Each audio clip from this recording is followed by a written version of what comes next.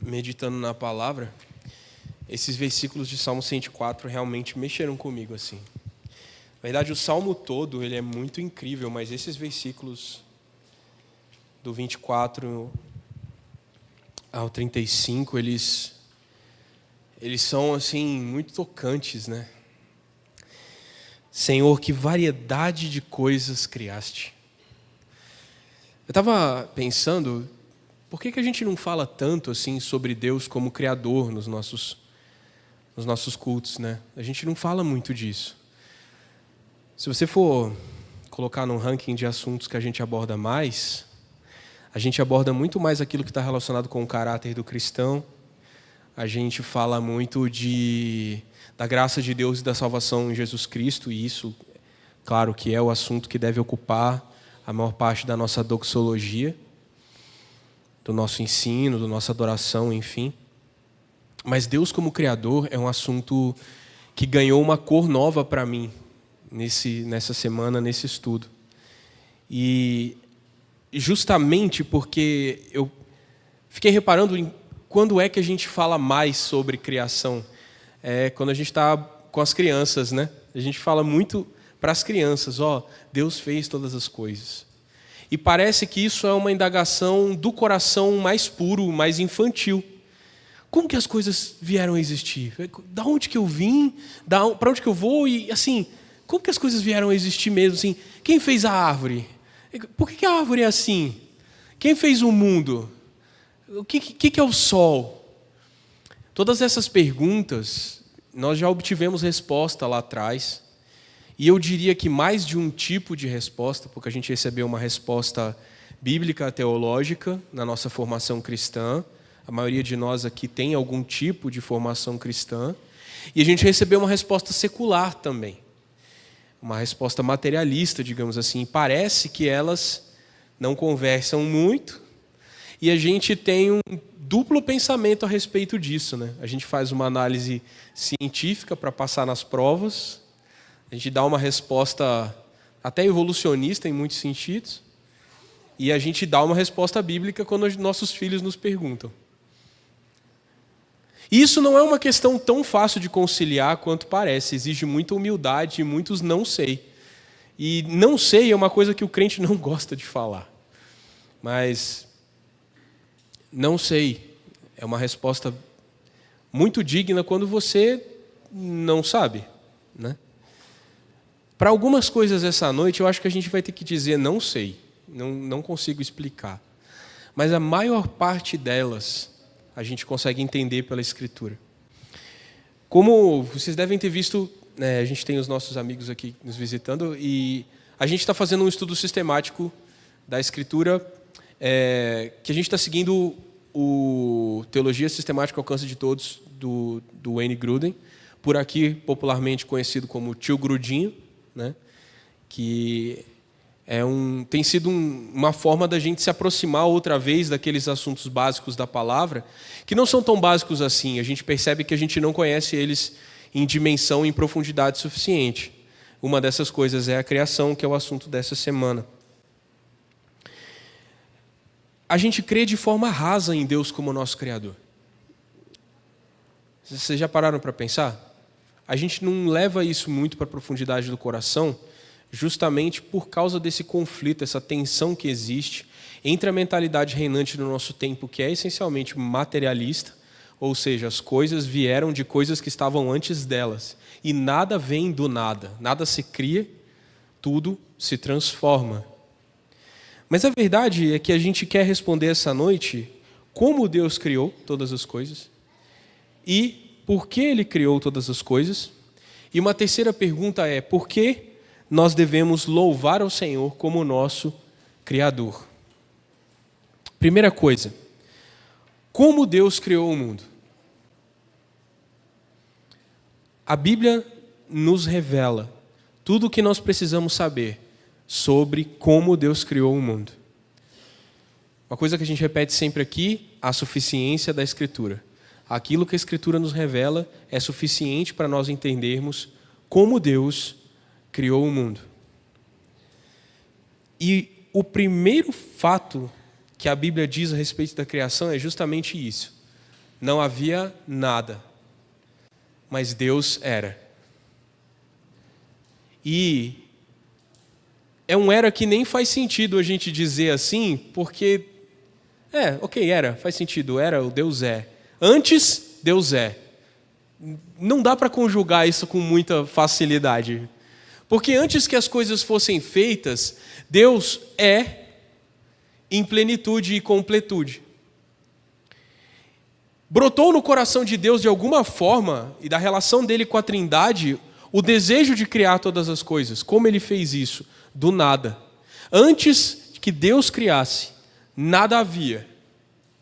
E mesmo assim, nada faltava. Porque se tudo o que havia era Deus, ele estava completo em si mesmo. Isso desmonta alguns paradigmas que a gente tem a respeito da necessidade que Deus tem de criar. Deus estava se sentindo sozinho. Não estava. A Trindade estava completa. Deus faltava algo para Deus. Não faltava. Deus queria alguém que o adorasse. Não, a autoestima de Deus estava boa, ele estava tranquilo. Havia uma declaração de amor na Trindade que era suficiente. Mas o amor de Deus transbordou na forma de criação. Ele queria compartilhar, então foi um desejo de Deus. E por causa disso, ele criou a partir do nada, ou como dizem os mais eruditos, ele é creatio ex nihilo, quer dizer, criou a partir do nada em latim. É bonito essa coisa, né? Latim é bonito. Gênesis 1:1, a primeira declaração que a Bíblia faz é, se eu tiver na minha memória, né? A RA fala, no princípio, criou Deus os céus e a terra. Da onde? De nada. Ele criou a partir da sua vontade, a partir da sua palavra. Hebreus capítulo 11, versículo 3. Vocês podem perguntar ou fazer algum tipo de intervenção também, falar um amém de vez em quando. Vocês estão meio sérios. Calma, gente. Vai dar tudo certo. Hebreus está na minha Bíblia, eu sei que tem Hebreus aqui. Não se preocupem, eu vou achar Hebreus em algum momento. Ô, produção, me ajuda. Não tem como, né? Hebreus 11:3. O Filho irradia a glória de Deus, expressa de forma exata o que Deus é. Isso é Hebreus 1:3. Também é importante, mas não é esse. Hebreus 11:3. Eu estou nervoso. Pela fé, entendemos que todo o universo foi formado pela palavra de Deus. Assim, o que se vê originou-se daquilo que não se vê. Uma coisa curiosa a respeito disso é que quando a gente fala de coisas que Deus fez, Ele fez coisas que nós vemos e coisas que nós não vemos. O que são as coisas que nós não vemos? Pode ser aquelas coisas que estão distantes demais para a gente conseguir ver. O telescópio Hubble trazia para a gente imagens de objetos nas estrelas muito, muito longe, muito incríveis. Mas aí mandaram para o céu um outro. Qual que é o nome do novo que está? Como? É o James Webb, esse mesmo. E o James Webb está mostrando para a gente os limites do universo observável. Uau! São coisas invisíveis. Você olha para o céu, você não vê o limite do universo observável. Mas o James Webb está trazendo para a gente imagens de lá, distantes demais para que possamos observar. Ou então, Deus criou coisas pequenas demais para que nós possamos observar. Micro-organismos. Há toda uma vida complexa e incrível, muito menor do que a gente consegue capturar com os olhos. Pequeno demais para a gente conseguir observar. Mas eu creio que quando a Bíblia relata que Deus criou céus e terra, Ele também criou dimensões invisíveis, onde há reinos inacessíveis para os nossos sentidos, reinos espirituais, coisas que nós não podemos ver, porque não são carne, são outro tipo de coisa. E Colossenses 1 narra que Cristo submeteu as coisas distantes, as coisas grandes, as coisas pequenas, as coisas visíveis e as invisíveis, todas elas ao seu poderio, pela sua vitória na cruz. Por meio de Cristo, todas as coisas foram feitas. Colossenses 1,16. João 1,3. Sem Ele, nada do que foi feito se fez. Gênesis 1:3, o Espírito de Deus pairava sobre a superfície das águas.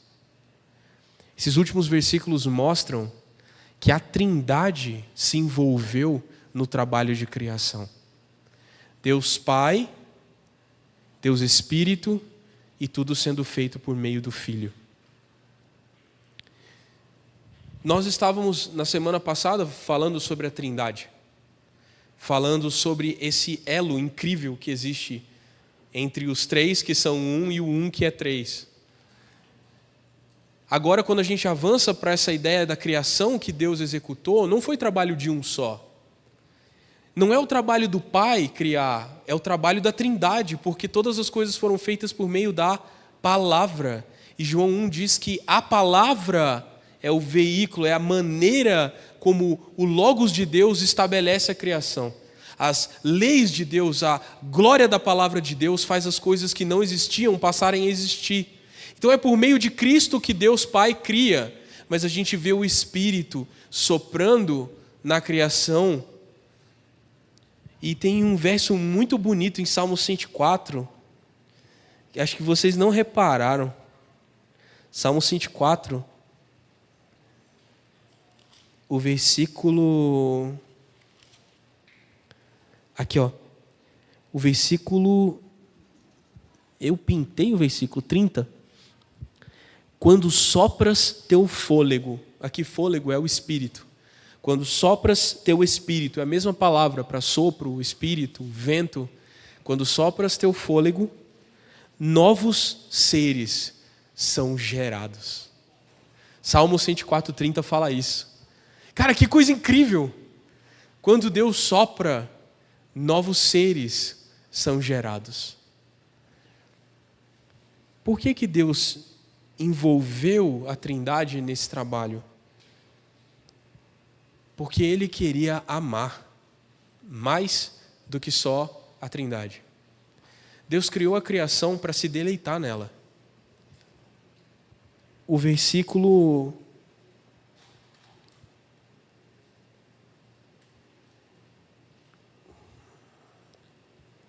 Eu perdi aqui. Deus tem prazer na sua criação.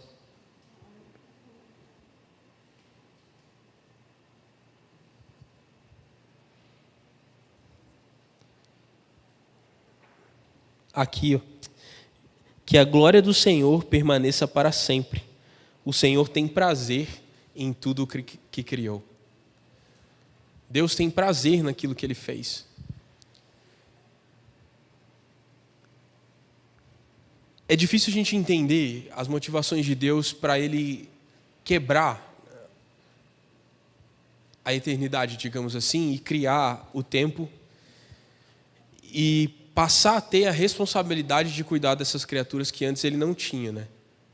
Eu fico pensando que se Ele tivesse preguiça, ou que se Deus de alguma forma tivesse nele algum tipo de egoísmo, Ele jamais faria isso. Mas como Deus é amor perfeito, o amor só da Trindade quis transbordar. E por causa disso, Ele fez todas as coisas. E esse amor de Deus é mais claramente visto em quando Ele nos cria. Gênesis capítulo 1, 27, a gente falou várias vezes aqui, mas fala que Deus fez o homem à sua imagem e à sua semelhança.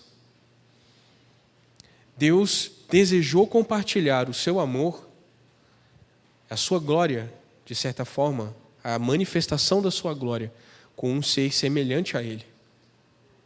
E quando Ele fez o homem, Ele soprou algo dele mesmo sobre a terra que Ele tinha formado, na forma de um homem, e soprou o seu Espírito. Todas essas coisas mostram para nós o carinho de Deus ao criar todas as coisas. E todos esses detalhes da criação mostram que Deus tem um profundo senso de responsabilidade por aquilo que Ele fez. E aí a gente entende a história da redenção.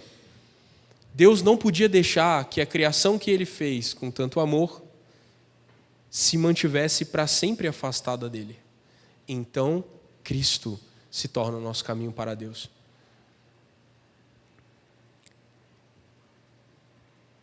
Como eu disse no começo, não é comum a gente refletir sobre quais as causas para nós adorarmos o Senhor como o nosso Criador. A vida da gente na cidade faz a gente ter pouca percepção dos ciclos naturais. Por exemplo, a gente mal consegue ver o sol nascendo por causa dos muros em volta das nossas casas.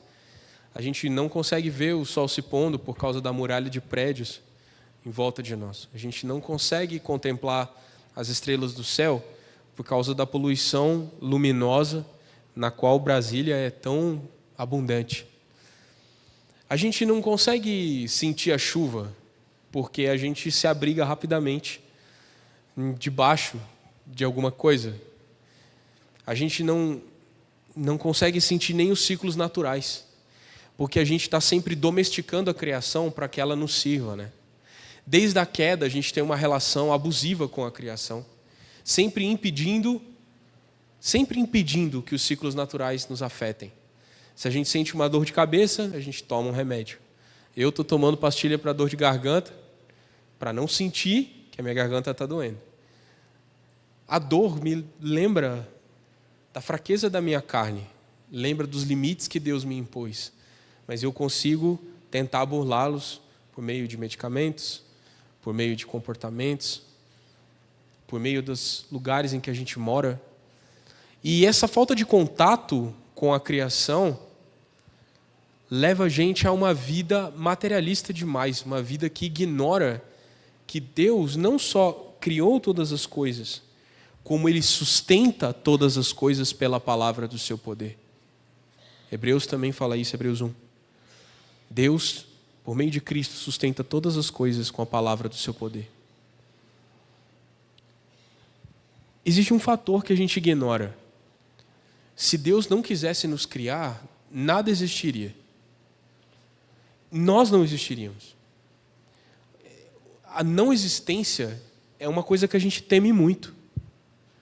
Né? A gente teme a morte, não teme? Morrer, para muitos, é não existir mais. Mas e nem vir a existir? Já parou para pensar que você poderia nem ter vindo a existir? Mas se eu não tivesse vindo a existir, eu nem saberia que... Você já parou para pensar que é a vontade de Deus de amar você e de incluir você num plano de salvação que te criou e te colocou aqui, nesse tempo e nesse espaço? Foi Deus quem nos fez. Essa realidade não pode escapar dos nossos olhos.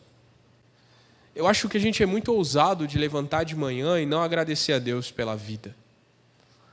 Porque a nossa vida é frágil, dependente de coisas que nós não controlamos.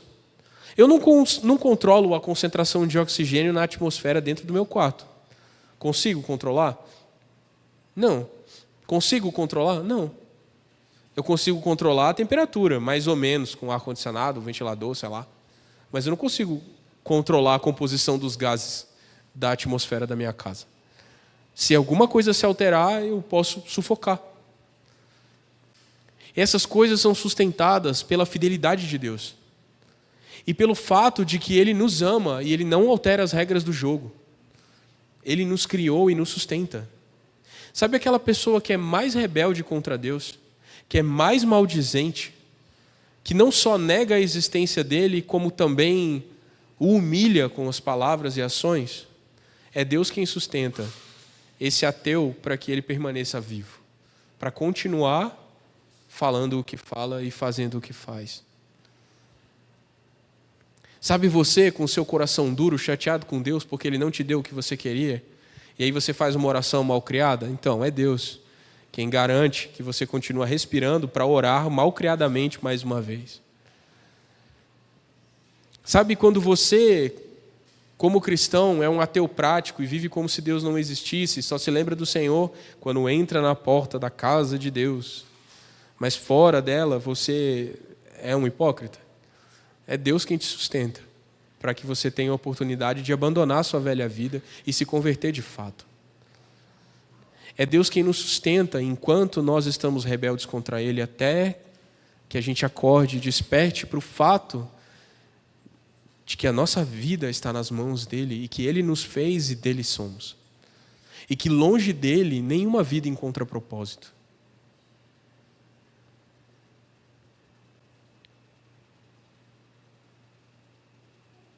Há alguns fatos importantes. Pode passar? Pode passar? Pode passar?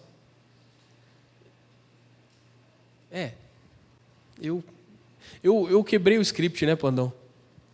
Foi mal. Atos capítulo 17. Paulo estava falando com os atenienses, que eram pessoas religiosas, mas não conheciam um Deus verdadeiro. 17, 25 a 28.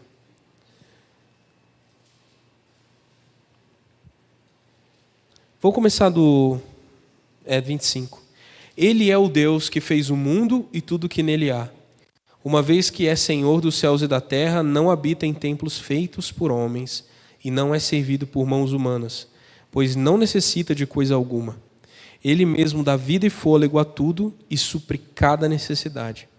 De um só homem ele criou todas as nações da terra, tendo decidido de antemão onde se estabeleceriam e por quanto tempo.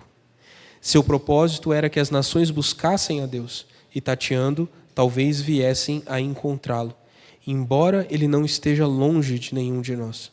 Pois nele vivemos, nos movemos e existimos. Como disseram alguns de seus próprios poetas, somos descendentes dele. Até mesmo as pessoas mais distantes de Deus, quando elas olham para a criação, elas ficam impressionadas com como as coisas funcionam. E elas criam algum tipo de explicação para aquilo e, normalmente, envolve algum tipo de transcendência. Todas as culturas humanas, ou praticamente todas as culturas humanas, elas têm algum tipo de divindade superior a elas, porque nós não podemos explicar aquelas coisas que nós não fizemos com as nossas mãos. Nós não fizemos as montanhas, nós não fizemos os rios, nós não fizemos o céu, e não é a força do nosso braço que empina a pipa do sol. Todas essas coisas são mantidas pela sabedoria de Deus, pela palavra de Deus. Alguns fatos importantes que eu gostaria de destacar, pode passar, Panda, por favor?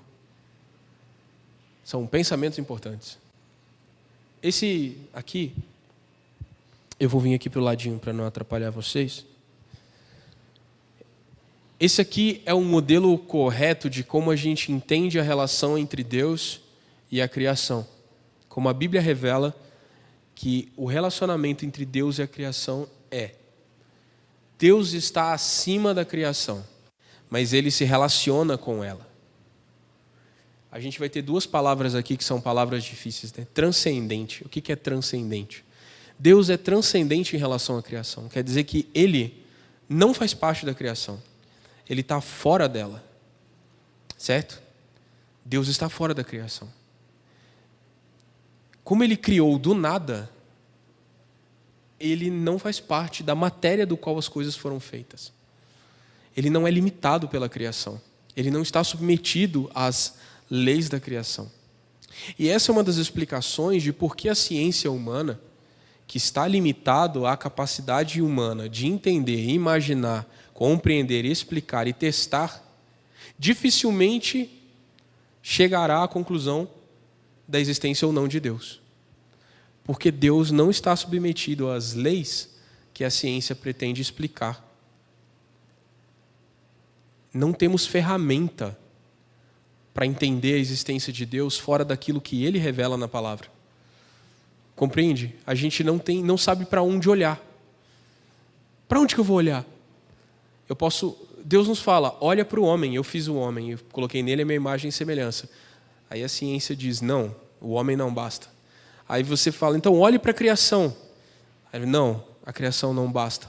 Olhe para o universo, não basta. Olhe para o fato de que você tem um sentimento interior dentro de você clamando por algo superior. Não basta. Então, se tudo que existe é negação, não haverá fé nunca. Compreende? É por isso que não é que é irreconciliável, é que não existe humildade nos homens de olhar para Deus e perceber que Ele está além do que a gente consegue medir com as nossas ferramentas. Mas uma coisa importante é que ao mesmo tempo que Deus é transcendente, Ele também é imanente. O que é isso? Ele se envolve. Deus não se apartou da criação e nunca mais visitou. Pelo contrário, Deus morou dentro da criação em Jesus. E frequentemente Ele visitou a criação. Em muitas passagens da Escritura Ele visita a criação. Deus não abandonou a criação, Ele continua cuidando dela. Mas uma coisa importante é que a criação não é Deus e não existe sem Ele, porque Deus está além dela. Isso aqui, ok. E esse aqui é o modelo contraposto a isso, um modelo proposto pelos gnósticos. E a gente tem muitos tipos de neognosticismos circulando, inclusive em muitas igrejas cristãs. Por exemplo, quando as pessoas têm muito medo do diabo e fazem feitiçarias cristãs para se afastar do diabo, né? Se você não der dinheiro na igreja, vai vir como é que eles falam? O gafanhoto. É 1000 tipos de gafanhoto. Tem o migrador, o cortador, o voador, o devorador, o canhoto, o destro, o que chuta de trivela, né? Tem vários tipos de gafanhoto que vem para roubar o seu dinheiro porque é Satanás. E a sua falta de fé impediu. Se Deus tivesse um tamanho comparável com o inimigo, talvez ele tivesse algum poder de fazer isso. Mas a verdade é que até o adversário é uma criatura, portanto, pertence à criação, portanto, é infinitamente menor do que aquele que fez todas as coisas. Não existe critério de comparação. Consegue compreender isso? Deus é maior, transcendente, acima, incomparável. Se botasse os 2 cavalinhos para correr, um já tinha chegado enquanto o outro ainda estava começando. Foi um exemplo ruim. O gnosticismo ele propõe que a criação é como que um erro de Deus. Há muitos modelos de gnosticismo e eu acho que a gente ainda um dia vai ter que falar sobre isso, Pandão. Mas a ideia é que Deus criou a criação por ego, porque Ele precisa de adoração. Ele obtém poder a partir da adoração. É tipo os Eternos da Marvel, ou qualquer coisa do tipo. É gnosticismo da Marvel. Deus não fica mais poderoso se você o adora e nem mais fraco se você se volta contra Ele. Certo? Ele continua imutável. Mas esse modelo que diz de que Deus e a criação andam em paralelos e que eles não se tocam e que Deus é elevado demais para a criação poder tocar, é gnosticismo. Não é o modelo que Deus revela do relacionamento entre Deus e a criação. Mais um. O próximo. Isso. Essa aqui é a ideia deísta. O que é a ideia deísta? Deus criou as coisas e largou. E falou assim, agora vocês estão por conta de vocês, eu vou descansar. Foi embora e nunca mais voltou. Também não é um modelo adequado. A maior prova de que isso não existe é o fato de Deus ter vindo em Jesus nos salvar. Amém? Então a Bíblia não revela um Deus que ignora a criação. Mais um, que tem mais um. Isso aqui é uma proposta bem arrojada. Não está no livro, tá? Para quem leu, essa proposta não está lá, eu quis acrescentar porque eu achei importante. Eu acho que é uma realidade que a gente encontra muito nas universidades, nas nossas discussões. Entender Deus como uma criação do homem, já que a gente não consegue explicar as coisas pela própria existência humana, então vamos criar um construto que condense todas as nossas expectativas e todas as nossas idealizações, e a gente vai chamá-lo de Deus, né? Essa é a perspectiva materialista, de que tudo que existe porque veio vindo, e você veio do seu pai, que veio do pai dele, que veio do pai, da mãe, e aí um dia foi macaco, sei lá, ou qualquer coisa que o valha, e antes disso foi um outro trem, e aí tinha pata, e depois nadava, e aí foi uma bactéria, e aí explodiu, e era proteína, aí vulcão, e aí tomou choque, aí ficou vivo. Mas antes disso não era vivo. E antes disso, era uma bola incandescente girando no espaço que tomou um meteoro, que virou a Lua. Mas antes disso, era nada, porque estava no...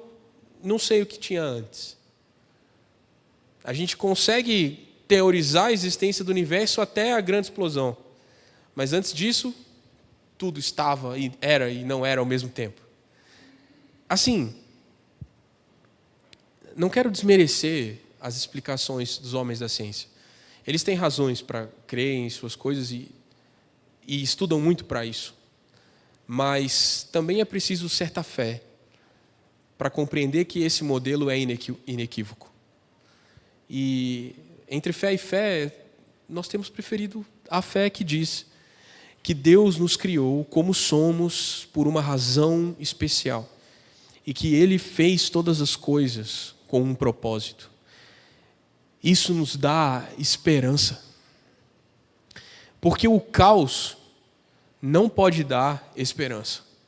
A aleatoriedade nos rouba totalmente a perspectiva de futuro e de passado. Quando a gente para pensar que nós somos resultado de inúmeras aleatoriedades e chegamos ao formato que estamos, a nossa esperança se esvai e o propósito de vida desaparece. Percebe como é vazio?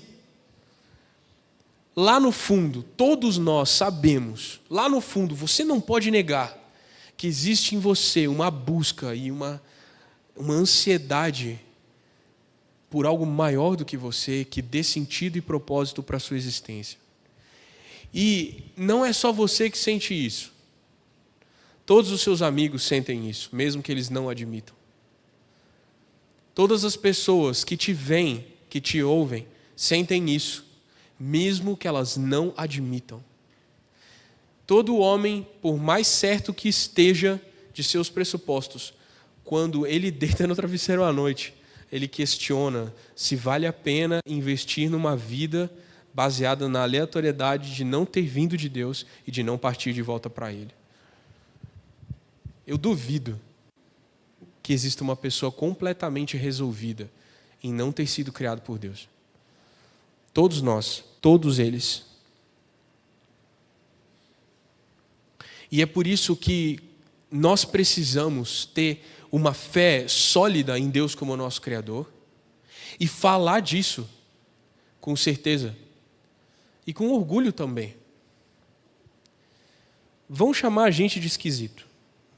Eu sei, porque já nos chamam por várias razões. Mas que seja por uma fé inabalável e não por uma fé trêmula. Que eles nos achem estranhos por causa das nossas convicções e não por causa das nossas dúvidas.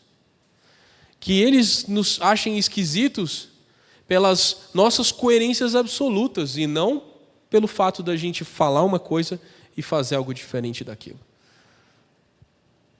É importante para nós nos lembrarmos que Deus nos fez. Quando você se sentir sozinho e desesperançado, lembre-se que Deus te fez e que Ele sustenta todas as coisas na sua vida. E que a condição de sofrimento, ela é temporária. Que vista de um panorama mais alto, aquilo tem um objetivo. Aquilo vai te entregar algum tipo de transformação. Aquilo vai produzir em você a mudança que te coloca mais perto de quem te fez. É difícil falar de um Deus que ama e cuida para alguém que está sofrendo, porque alguns de nós podem estar sofrendo. Podem estar em pobreza, podem estar em desesperança, podem estar em doença.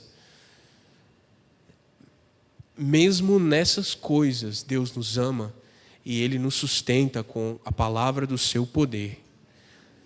E mesmo que a morte nos alcance, nós não fomos criados para permanecer na morte, porque Cristo nos deu a vida eterna.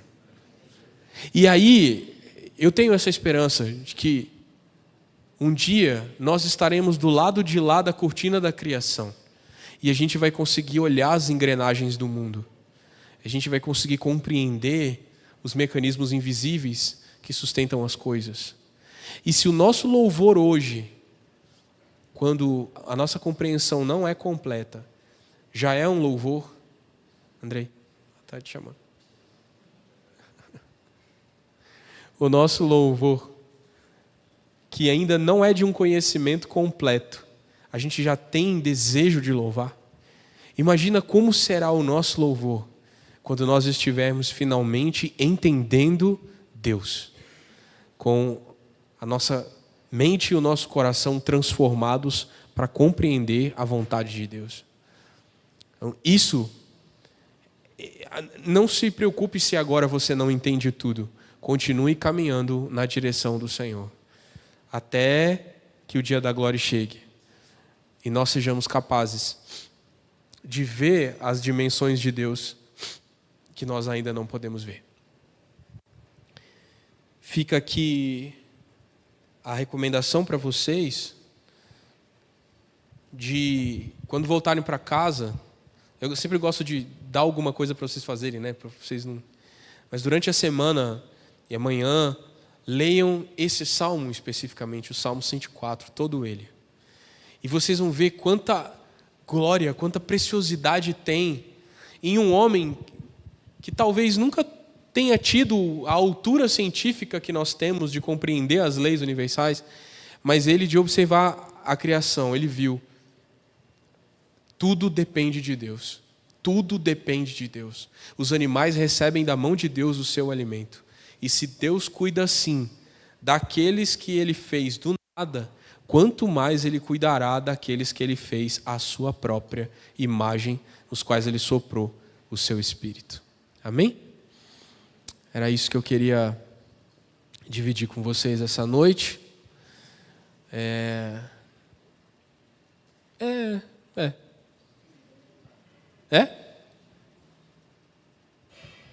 Essa é a resposta dele para tudo. É sempre assim ou assim. O Pandão tem respostas binárias para tudo.